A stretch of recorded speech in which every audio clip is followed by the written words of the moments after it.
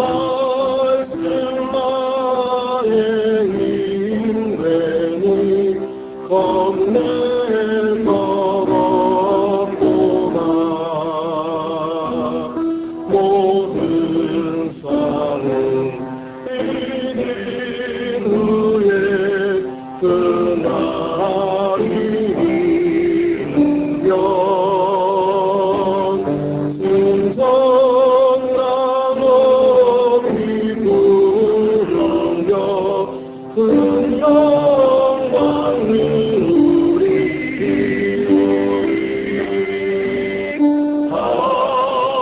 하늘 나라 어제든지 나 주님의 용사되리. 나는 주의 군사되어 영성을 맹세하여 내가 승리하기까지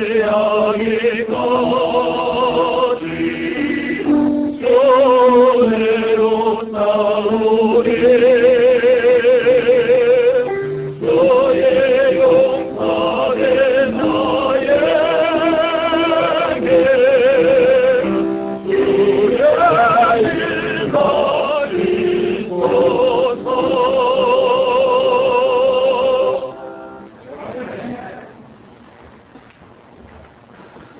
참 아름답죠? 아름답습니다. 우리 교회는, 이 세상에 있는 모든 교회는 성경의 발단에서 시작이 됐습니다. 그러나 우리 교회는 좀 다릅니다. 우리 교회는 자생하는 교회였습니다.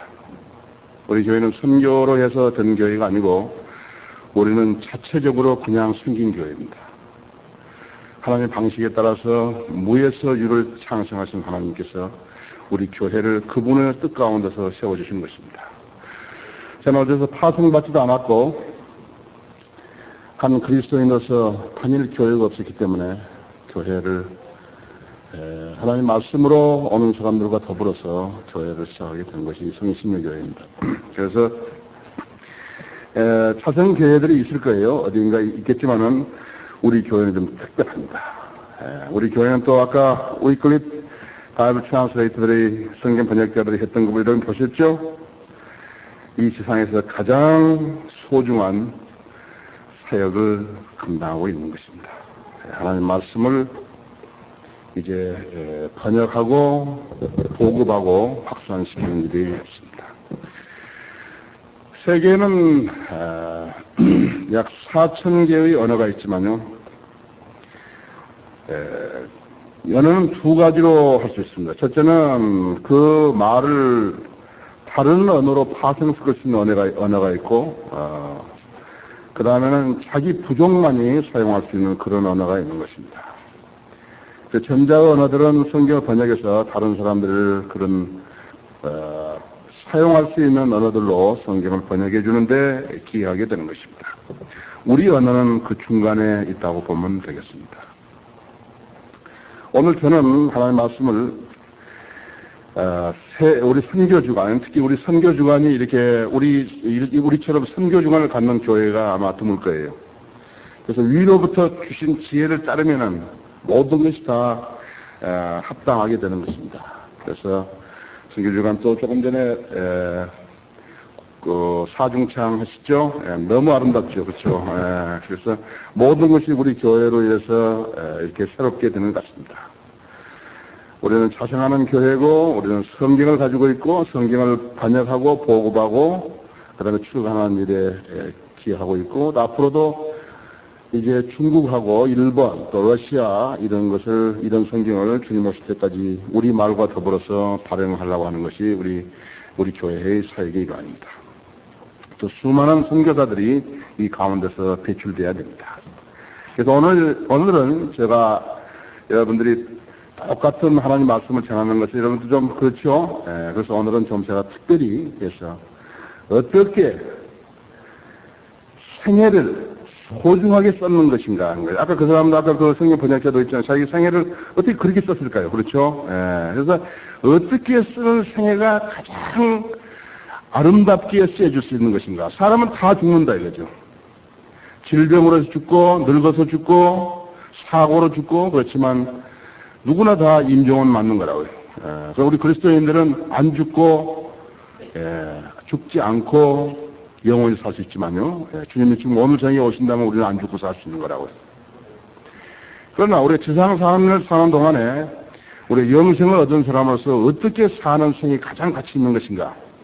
그것을 가지고 오늘 여러분에게 제가 도전을 드리려고 해서 세 사람의 유명한 선교사를, 신실했던 선교사 세 사람을 여러분에게 소개하려는 것입니다.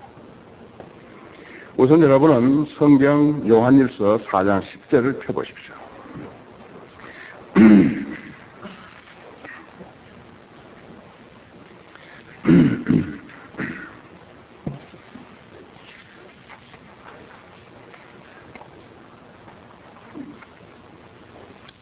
요한일서 4장 10절을 제가 받들어있습니다.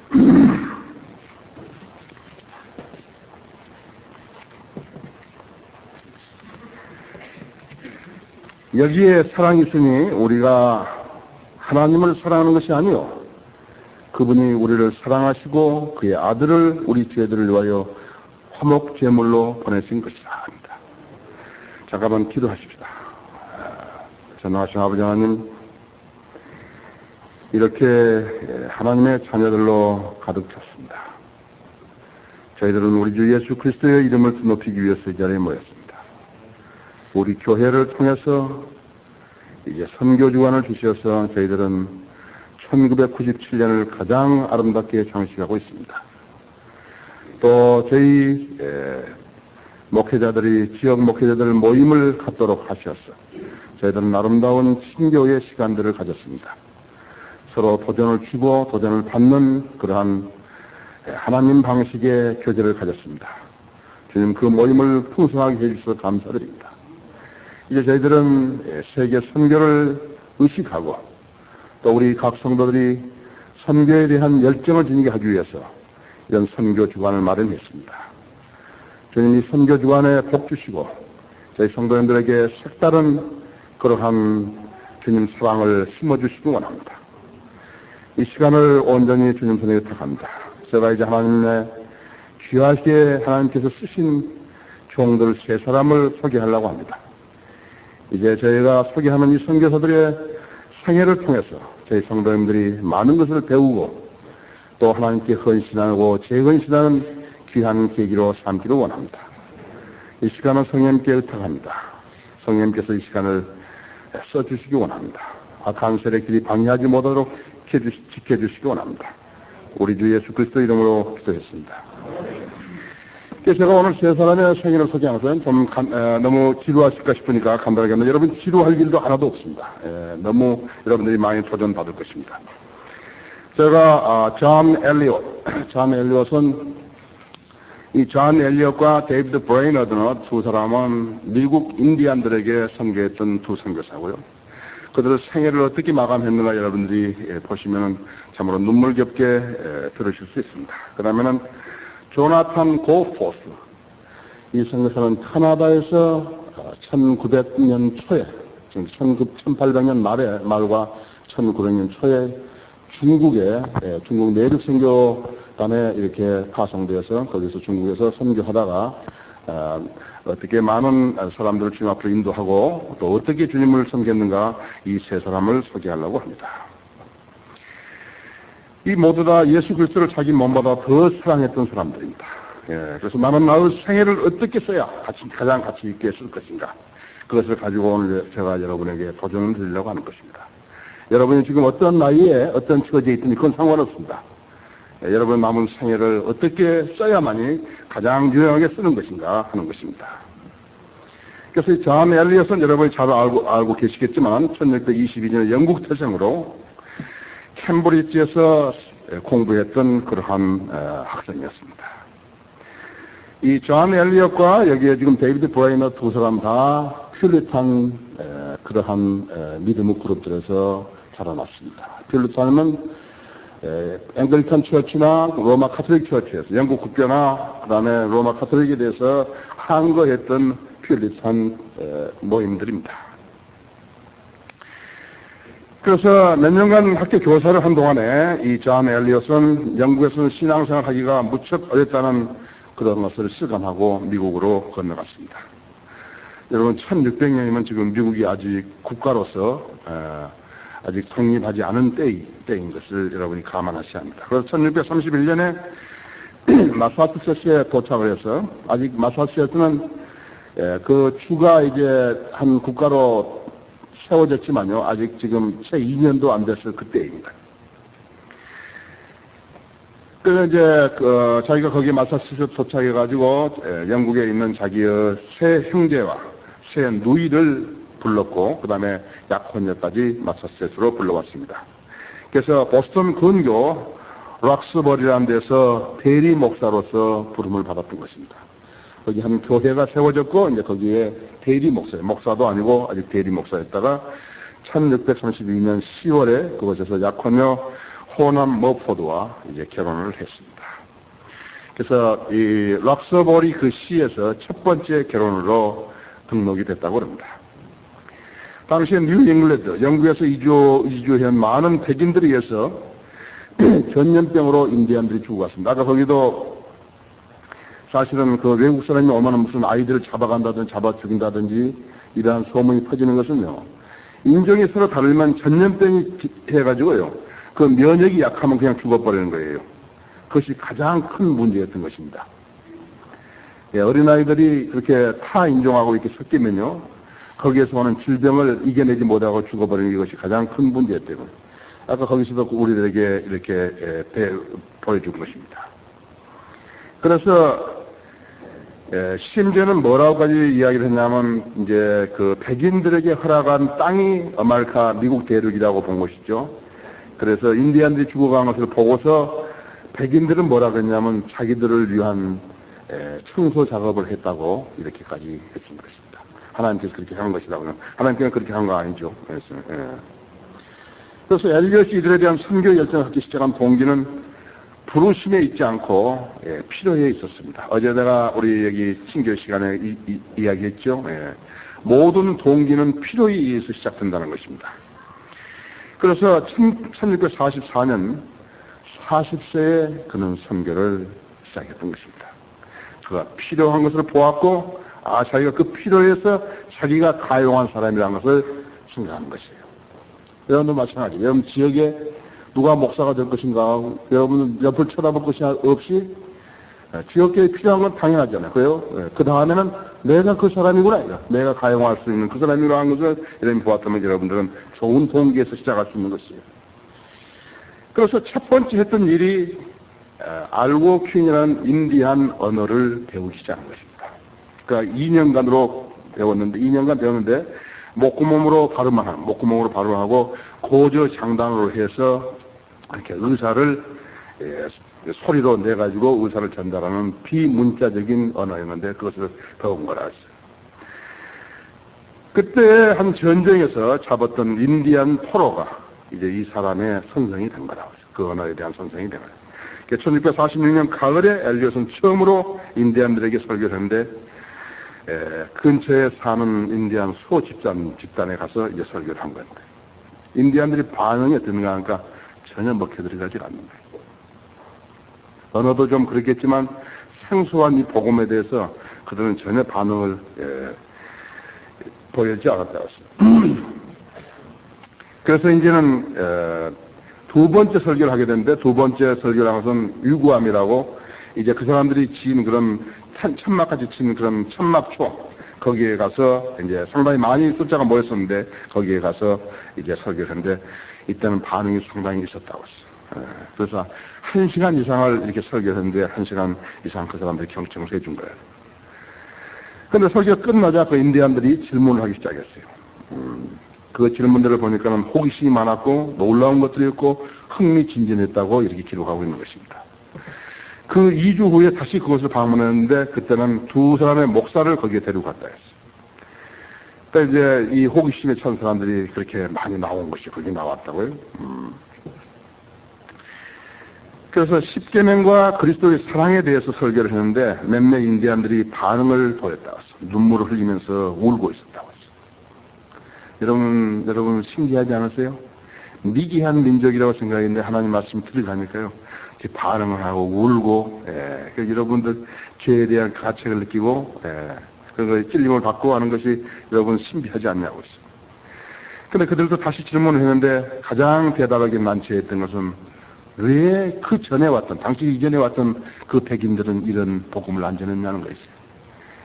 그 사람들은 무차별하게 인디안을 죽인 거라고요. 그리고 반감을 사게 했고, 잔인하게 만들었고, 복수심을 갖게 했고, 그렇게 했다. 그래서 사람들이 그렇게 묻는데, 왜 당신 앞에 왔던 그 백인들은 왜 이런 복음을 안 전해줬냐. 복음이 들어갔으면 생활이 변화되고, 인생이 변화되고, 그렇죠? 변화됐을 건데, 안 했다고 했어요. 그래서 엘리엇은 매 2주마다 지금 이구한 마을에 방문해서 복음을 전했고, 그 잘 준비된 그 사람들의 언어로서 자기가 연습을 해가지고 와서 복음을 전한 거라죠. 험난한 산악길을 걸어갔지만 한 번도 굳은 겨울날은 없었다고 진술한 것이 하나님께서 완벽하게 그를 보호했던 것이에요. 몇 주가 지나고 몇 달이 지나면서 인디안의 휘순자가 나오고 그들의 생활이 달라진 것을 볼 수가 있었어요.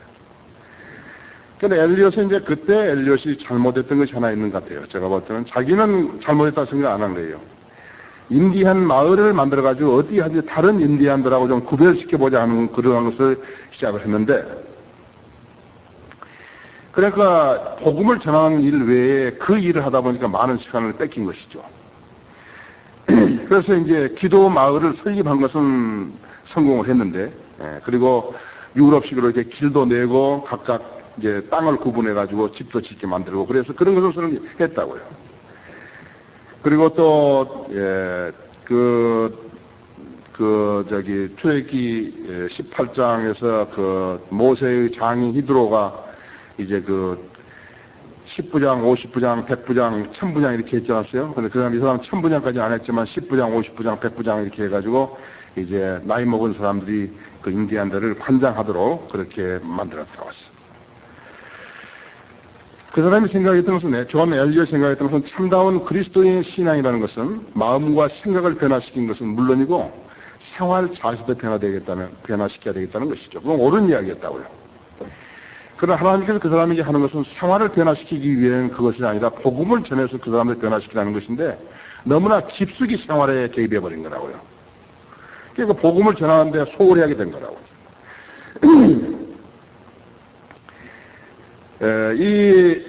이제 그러한 도시를 이렇게 마을을 유럽식으로 형성해 주니까요. 백인들 반대자가 나오는데 그때마다 법원에 다 진정을 하게 됐고, 그러니까 그 일로 해서 많은 시간을 빼앗겼다고 했어요. 1671년에 이 존 엘리엇에게 모였던 사람은 인디안들이 약 1100명까지 되는 거라고 했어요. 그래서 14개의 기도 마을로 만들었고, 이 사업을 위해서 신금을 모금하기도 했다고 했어요. 나중에 이제 거기 마사추세츠 내려와서 이런 것에 모금도 했다 했어요.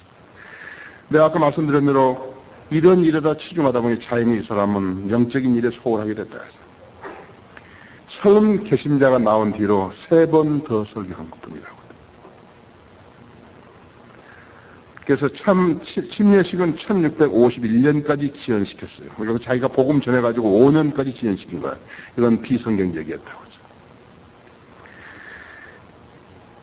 이제는 인디안들도 교회 직분을 맡아서 책임 있는 일을 할 수 있게 되었고, 그런 인디안들이 더 많이 믿음의 고백을 하기를 원했고, 영적 성장을 이루는 것을 보고 싶었다 했어요. 그래서 시작한 것이 성경 번역 작수였다. 그러니까 이 하나님의 사역은 유기적으로 해서 협력자들이 이렇게 이루어져야죠. 혼자서 하다가는 그냥 죽는다고 했어요. 성경을 번역해서 창세기 마태복음을 번역한 것이 1654년이었고, 그 다음에 1661년에 신약 성경을 완성했고, 그 뒤로부터 2년 동안에 구약 성경 완성했어요. 그러니까 대단한 정력가였다고요. 존 엘리엇은 대단한 정력가였다고.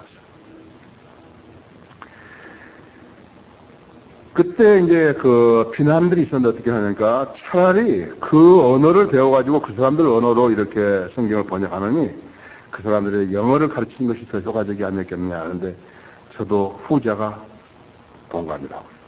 그랬다면 훨씬 더 빨리 확산되었을 거라고. 1660년에 24명의 인디안 사역자를 배치됐고, 거기도 편사고로 성신하고 있었던 것 같아요.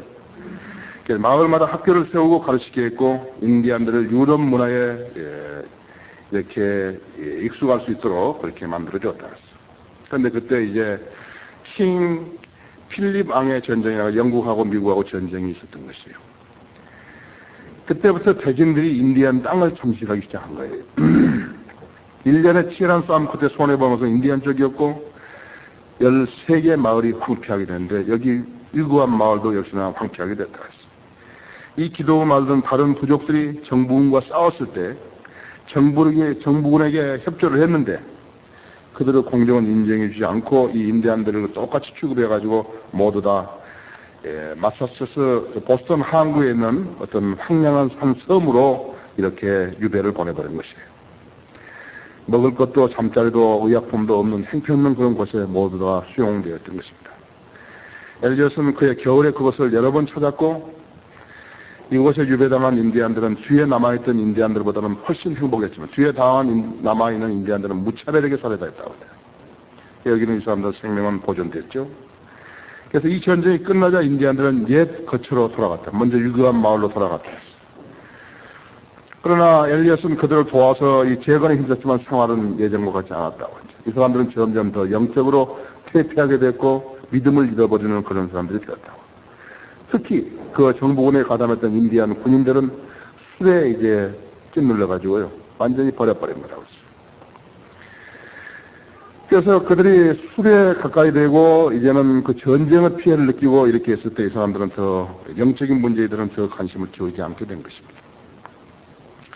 그래서 필리방 전쟁으로 인하여서 수십 년간 한 선교사가 쏟았던 모든 헌신적이고 이런 그런 열성을 위해서 일했던 모든 것은 수포로 들어가 버렸다. 그때 이미 존 엘리엇은 72살을 된 거예요. 그러나 그는 포기하지 않았다고. 그가 말하기를 내게 다리가 있는 한 나는 걷는다. 그러한 정신으로서 일을 한 것이다. 그러나 세월이 지났어도 그 결과는 이제 미미했고 1690년 85세로 주님의 부름을 받으십니다. 죽었다. 자, 무엇이 그를 그 많은 반대와 고초와 고난과 절망의 세월 속을 헤쳐나오게 하는 것인가? 우리가 네 가지 것으로 이 교훈을 집약시켜 볼 수가 있는 것. 첫째는 그는 꺾이지 않은 낙관을 가지고 있었던 것이에요. 인생을 긍정적으로 본 거라고. 자기가 하는 일에 대해서 긍정적으로 본 거라고 했어. 그 많은 고난과 역경이 있었지만 그것을 긍정적으로 봤어. 가능성을 가지고 시작했고 열심히 하면 무엇인가를 하나님과 더불어서 무엇인가 열심히 한다면 무엇을 받을 수 있다는 것을 느끼고 수행을 했던 것입니다. 두 번째는 다른 사람을 도울 수 있다는 그의 능력이라고 했죠. 인생이라는 것은 낮잠을 자도 지나간다고요. 다 간다고 인생이라고 했죠. 여러분이 복음을 안 전해도 인생은 지나간다고 했죠. 그 사람은 무엇을 위해서 자기 생애를 쓸 것인 것을 알았고 남을 도울 수 있다는 자기 능력이 있다는 사실에 대해서 대단히 만족했다 했어요. 세 번째는 죄인을 구원하는 것은 자신이 아니라 하나님이라는 것을 확신했다고 했어요. 죄인을 구원하는 것은 존 엘리엇의 노력이 있어가 아니라 하나님이 구원하신다는 것을 알게 됐고 네 번째는 하나님은 좋을 때뿐만 아니라 나쁜 때도 주관하신다는 것을 알게 되신 거라고 했어요. 그 사람은 85세로 죽었지만 가장 자기 생애를 하나님 안에서 가장 잘 쓴 사람이 되었던 것이죠. 이 사람이 뿌린 씨앗을 이제 데이비드 브레이너드가 거두는 것이에요. 보세요. 여러분 다른 것은 다 모두 존 엘리엇이라는 선교사 이름을 기억하시고 그 다음에 데이비드 브레이너드라는 사람의 이름을 기억하신 거예요. 이 사람 역시나 미국 인디안들을 위한 선교사예요. 뉴잉글랜드에서 플레턴의 후예예요. 흩어져 있는 인디안들에게 복음을 전파했다. 불과 5년간 일한 뒤에 29살의 나이로 이 세상을 끝마쳐야 했던 사람이었다. 왜 죽었는가 하는 게 너무 과로해서 죽은 거라고. 역사 속에서의 그의 위치는 그의 개인 생활이 다른 사람에게 크게 감동을 주었다는 그 점이라고. 이 사람의 그 자서전은요, 조나탄 에드워드스가 써준 거라고 했어요. 이 사람이 죽은 것은 나중에 조나탄 에드워드 집에서 죽었다고 했어요. 그 조나탄 에드워드는 이 사람을 윌리엄 캐리나 헨리 마틴이나 이렇게 더불어서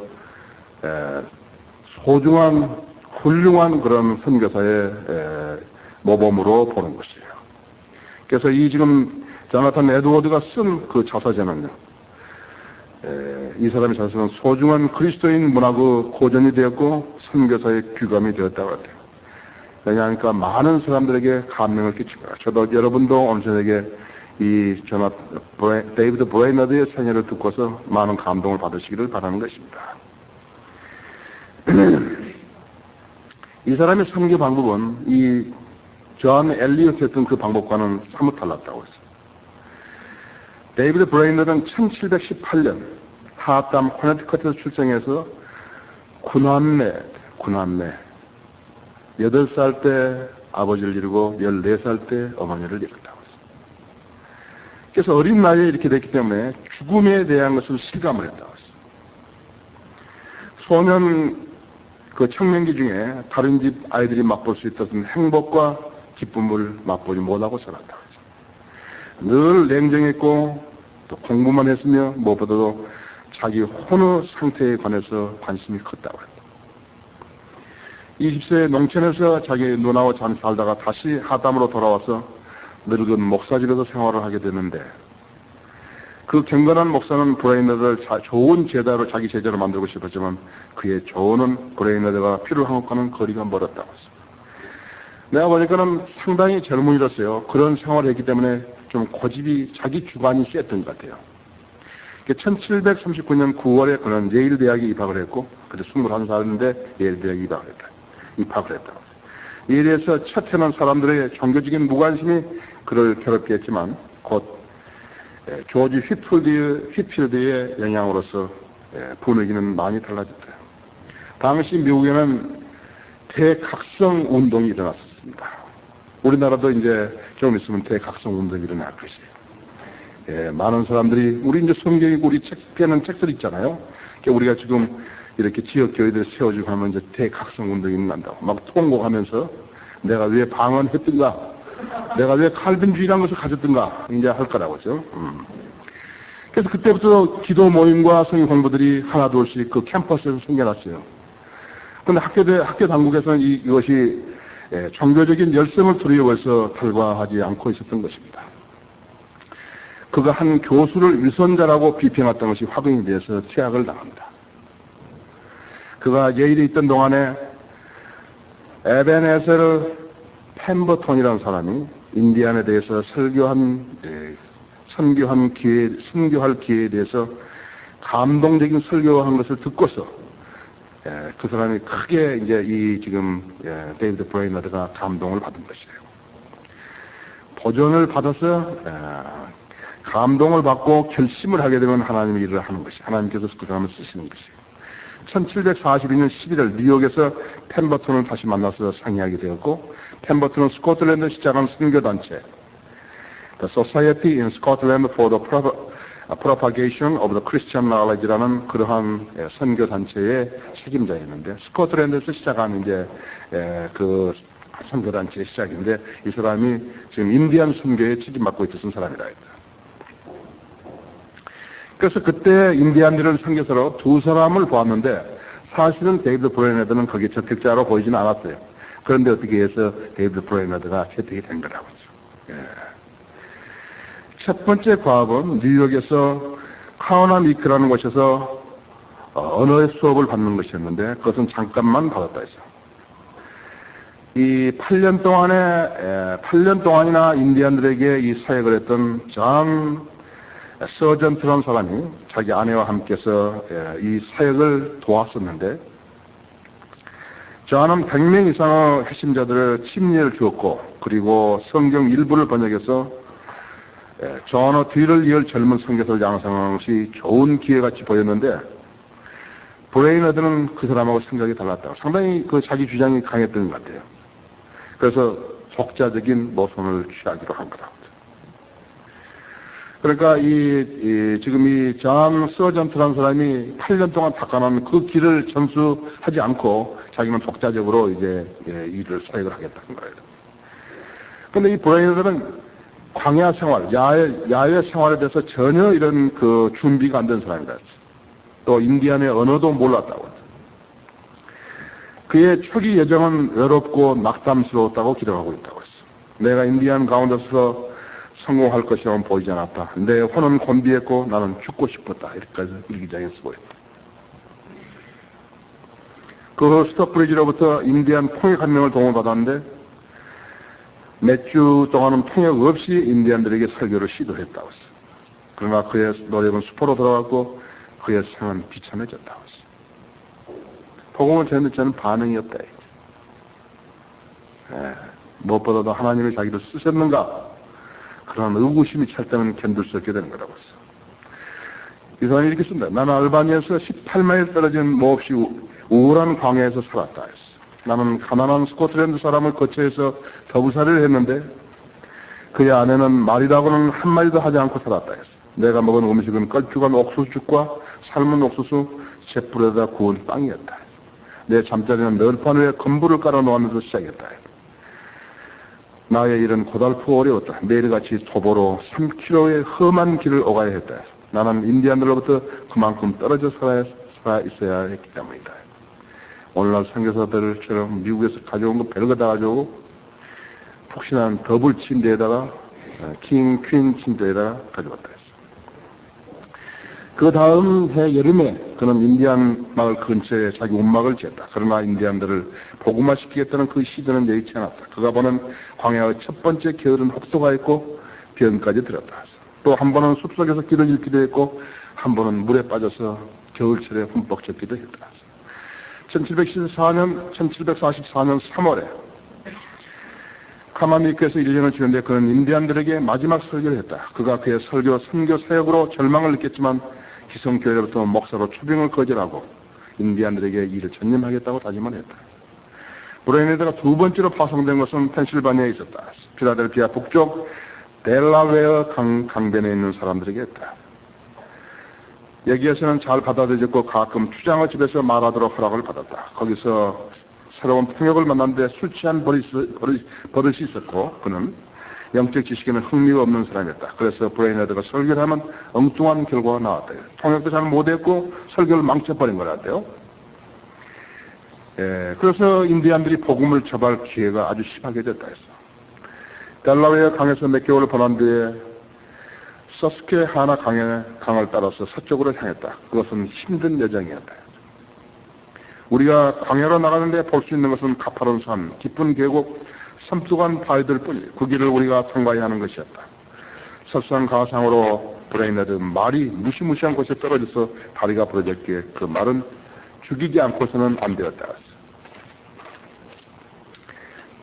그곳에서 가장 가까운 길이 65km나 떨어진 곳이었다. 거기에는 설교에 조금 반응은 보인 것 같았다. 그가 델라웨어 강으로 돌아온 뒤에 선교 2년째 되던 해에는 자주 여행하지 않고 머무는 시간이 많았다. 집에서 머무는 시간이 많았다. 병과 절망감이 그를 지속적으로 괴롭혔다. 인디안들을 부흥시켜 보고자 했던 그의 꿈은 빛을 보지 못한 지 오래됐지만 그 통역, 타타미와 그의 아내의 영적 성장은 놀랍도록 이루어졌다.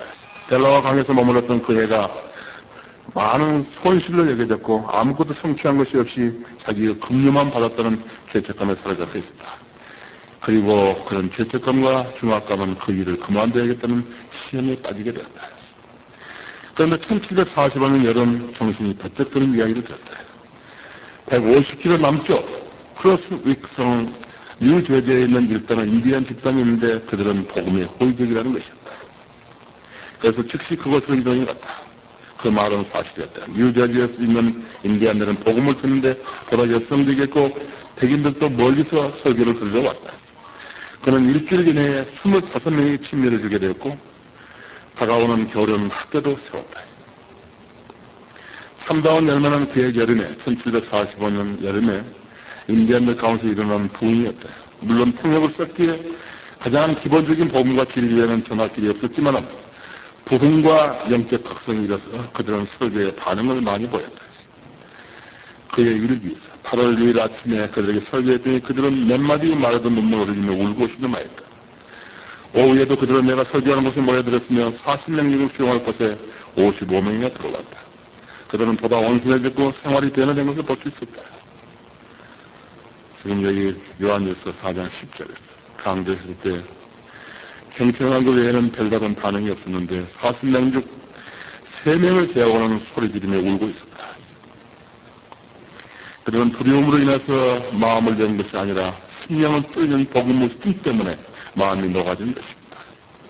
인디안들은 우상에게 지내는 제사에서 소질렀는데 이제는 하나님과 그분의 아들에게 흥미를 가지고 울부짖는 것입니다. 미비한 민족이 변화되는 것을 보고서요. 얼마나 참으로 하나님 능력에 감동을 했는가 여러분 한번 상상해보세요. 미비한 사람들이 하나님을 안다는 것은 너무나 신기한 일이 아니겠는 것입니다. 1746년 봄 그는 뉴저지에 흩어져 있는 인디언들을 크랜버리 근처로 모아서 정착시켰다. 그리고 곧 교회를 세웠다. 그러자 더 많은 구원이 일어났고 1년 반 후에는 150명 가까이 구원을 받았다. 그런데 이번에는 그의 건강이 악화되었고 그는 결핵으로 죽어가고 있었다. 그의 선교 사역은 끝난 것이다. 뉴저지에는 신부 목사들을 겨울 가는 뒤에 노스타운 마사추세츠 여행하셔서 그곳에 위대한 설교자의 학자인 조나탄 에드워드 집에서 그의 마지막 한 달간을 보냈다. 하마터면 에드워드 딸 제루사와 결혼할 뻔했지만 그의 꿈은 결코 실현가 되지 못했다. 제루사는 19주간 그의 너를 열심히 버텨냈지만 그는 끝내 고대를 고해야 했다. 1747년 10월 9일 그는 죽었고 그 다음에 발렌틴데이에 제루사도 죽었다. 그녀도 폐결핵에 감염이 된 것이다. 어떻게 생각을 보는 것이 가장 같은 것입니다. 한 번도 복음을 들어보지 못한 사람들에게 전하는 것이 그리스도의 명령에 순종한 것이 아닙니다. 복음을 수없이 들었고도 못 들은 사람들이 있고 복음을 받아들였는데 칼빈주의라든지 알미니안주의라든지 무슨 은사주의라든지 이런 걸로 해서 망가뜨려서 혼란스럽게 만드는 자들도 있고 근본주의자들처럼 복음을 듣고 구원받은 사람들에게 계속 반복해서 복음을 전하는 사람도 있다.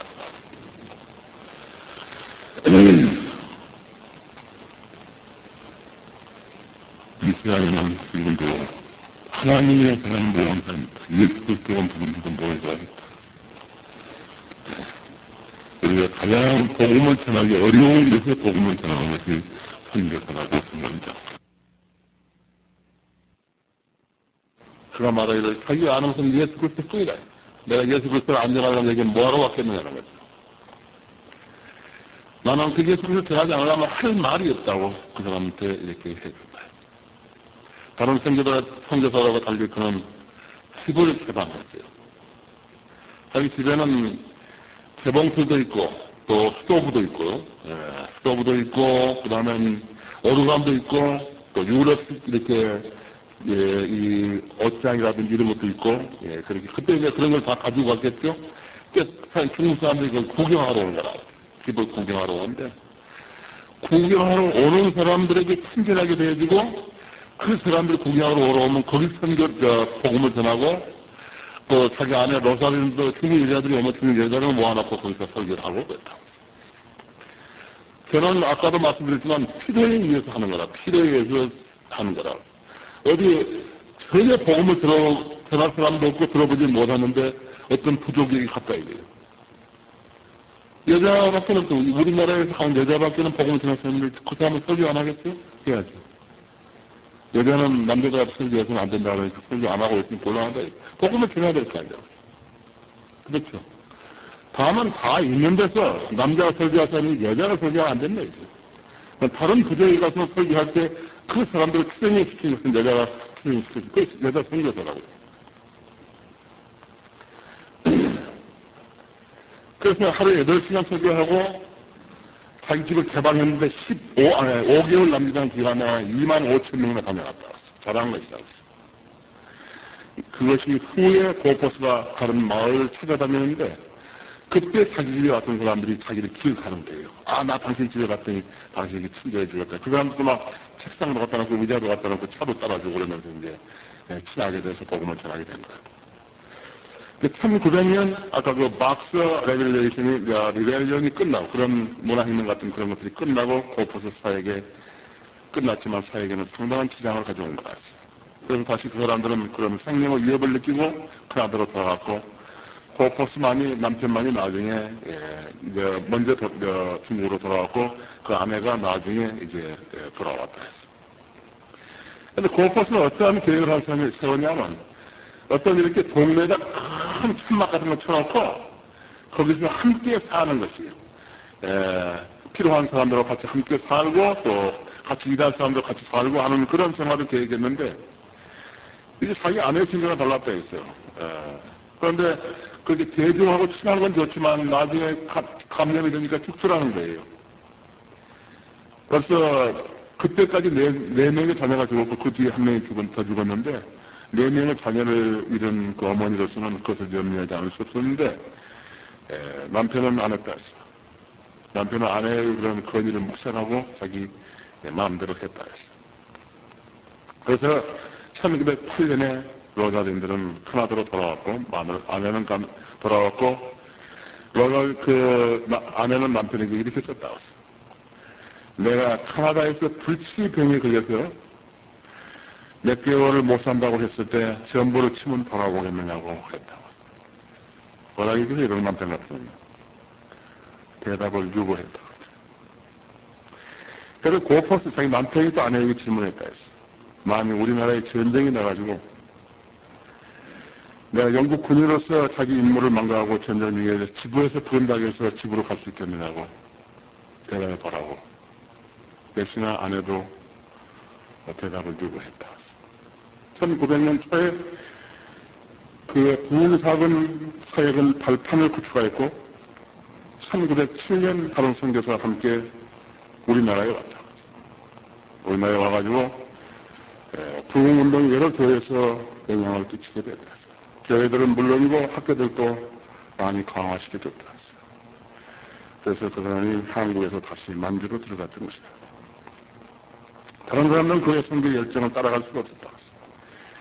죄의 자백, 하나님께 부르짖음, 성령의 부어짐 등을 이렇게 보고서 펜타코스탈리즘이라고 비난하는 사람들이 있었으나 그는 개의치 않았다. 가장 큰 부흥 집회는 1918년에 팽류시앙이라는 중국 장군의 휘하에 있었던 그 군인들에게 중국 군들에게 2주간 부흥회를 열었는데 그 반응이 대단히 좋았다. 약 5,000명 이상의 주요 만찬에 참여했던 것이다. 어려움 두 가지입니다. 이런 부흥을 싹시체 피어나기 전에 로마 카톨릭이 들어와가지고 모든 사역을 황폐화시킨 겁니다. 카톨릭은 사람들에게 직업을 제공하게 됐고 그 다음에 공짜로 학교 교육을 시켜주게 됐다고.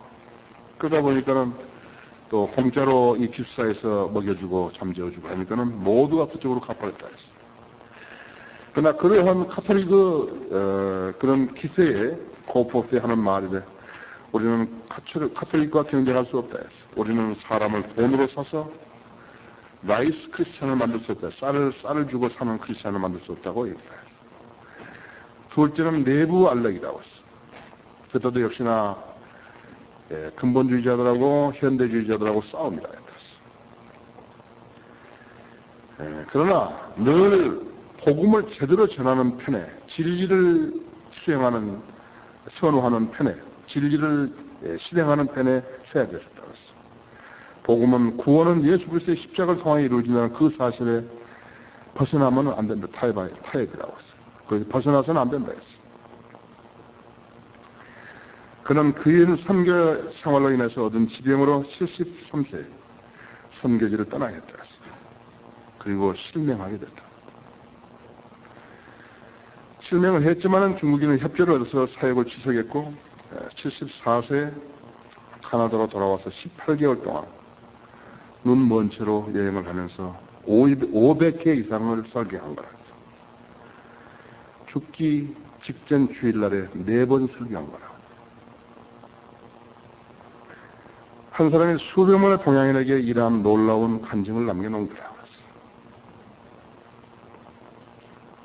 생애를 가장 값지게 산 게 표라. 다른 일을 했더라면 그 사람이 어떻게 됐겠어? 그런 고생은 안 했겠지만 편안하게 살았겠죠. 그럼 무엇이 남았겠나요? 나의 생애를 어떻게 써야 할 가장 의미 있는 생애가 되겠는가? 그것은 바로 영혼을 위해서 투자하는 것이죠. 예수 그리스도의 심판석에 선다는 것을 여러분 하나님 말씀 중에서 확실히 믿었다는 거예요. 여러분 생애는 어떻게 써야 한다는 결론이 나오게 됐다. 영혼을 위한 투자다. 영원하신 분이 마련하신 영원한 진리에 대해서 진리를 따라 사는 그것이 바로 영혼에 대한 투자라고. 여러분 이 세 사람의 선교사의 생애를 듣고서 여러분이 하나님께 어떠한 서원을 해야 되는 것인가 해서 여러분 하나님께 어떤 자세로서 남은 생애를 살 것인가를 결정해야 하는 것입니다.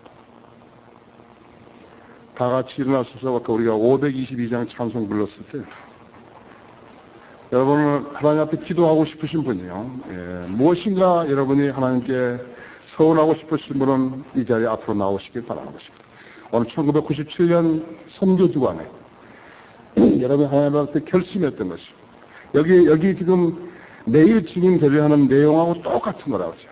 여러분이 찬송을 부르시면서 오늘 저녁 우리가 기도하는 시간을 좀 더 많이 갖겠습니다. 여러분 나오셔서 하나님께 헌신하고 하나님 결의하고 앞으로 나는 어떻게 생애를 쓰겠다는 것을 남녀 구분 없이 여러분이 어떻게 하나님을 위해서 생애를 쓰겠다는 것을 결의하는 좋은 계기가 되시길 바라는 것입니다. 다 같이 1절 부르실 때 그렇게 하시기 바랍니다.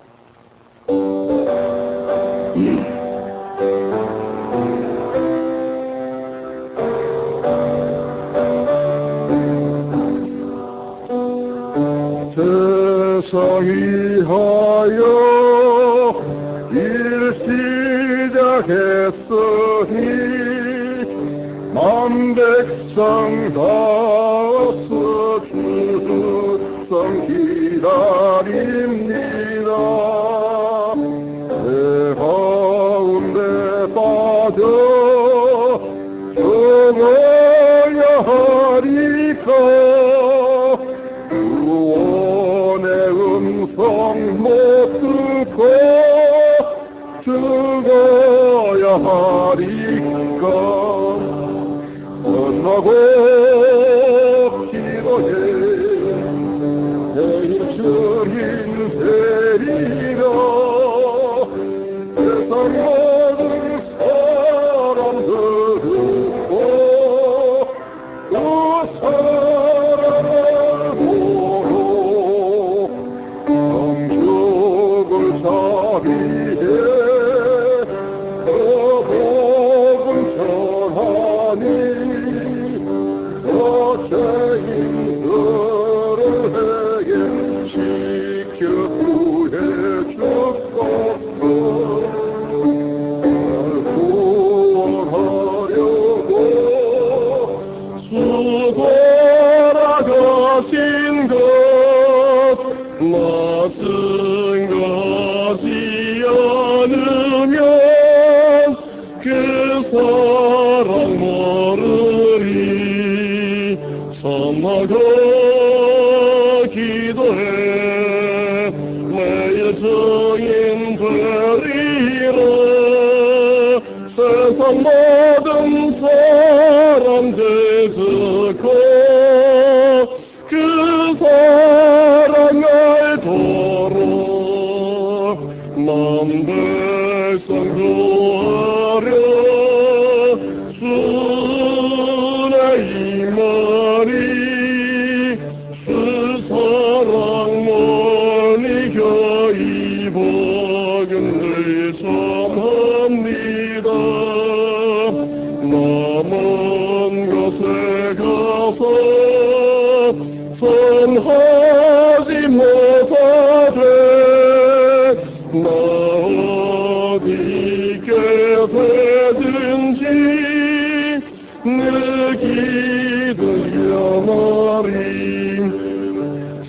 섬하고 기도해 내 예수님 되리라 세상 모든 사람들 듣고 그 사랑을 도로 기도하시겠습니다. 영적을 사위에 그 복음 선언이 서세인들을 회개시켜 주옵소서. 날 구원하려고 주 돌아가신 것 나 증거하지 않으면 그 사랑 모르리 섬하고 기도해 내 예수님 되리라 세상 모든 사람들 듣고 그 사랑을 도로 만 백성 구하려 주의 임마니 주 사랑 못 이겨 이 복음을 전합니다. 남은 곳에 가서 선하지 못하되 나비게 되든지 늘 힘써 선하리 섬하고 기도해 내 예수님 되리라 세상 모든 사람들 듣고 그 사랑을 도록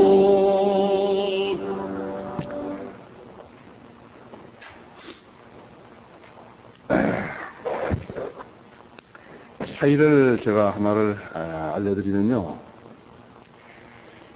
이제 그 선교사로 지망을 했던 사람이 자기 교회 목사를 무척 존중했습니다. 그래서 목사가 강권하고 그러니까 사실은 자의반 타의반으로 가게 됐다고. 또 먹고 사는 것도 해결될 것 같고 그 사람은 가서 성경 못하는 거예요. 그 사람은 고생이 있으면요. 그 목사 생각나고 자기 월급 받는 거 생각나고 못하는 거라. 하나님을 의리하고 하나님을 섬기려고 했던 사람은 선교를 마치는 거예요. 그 어떤 어려움이 있더라도 그 사람을 마친다. 그런데 그 목사 체면이라 그 목사 죽어버렸더라고. 목사가 어떻게 하다가 죽었다. 저는 죽어버렸다고. 그 자기가 존경할 대상도 없다. 체면 봐야 할 사람도 없고 그러면 시들어져 버린 거야. 우리는 끝까지 우리 주 예수 그리스도를 전하는 사람이고 우리 예수 그리스도만 신뢰하는 사람이고 예수 그리스도께 영광을 올리는 사람이다. 우리는 예수님의 체면을 생각하는 사람들이라고 했어요. 여러분 그것을 아시면 한다고 했어요. 우리가 또 사람 비유 맞추기 위해서 하는 거 아니다. 우리 교회는 자생교회고 여러분 같이 신실하신 그런 성도들이 있기 때문에 이렇게 하나님의 교회가 강성해지는 것이다. 강성해지는 거라고 했어요. 우리 교회는 한 번도 목사가 또 뭐 구령하러 가라가 한 적도 없고 신방하러 가라 간 적도 없고 거리에 설교하라고 그런 적도 없다. 나는 다만 그 사람들이 하고 왔을 때 잘했다고 이야기할 뿐이었다고 했어요. 그죠? 이창 이사님 오셔서 기도하시고 회의하시는데 끝나고 나서 여러분 이제 우리 여기서 이제 이건 끝났지만 이제 교제하는 거죠. 그죠?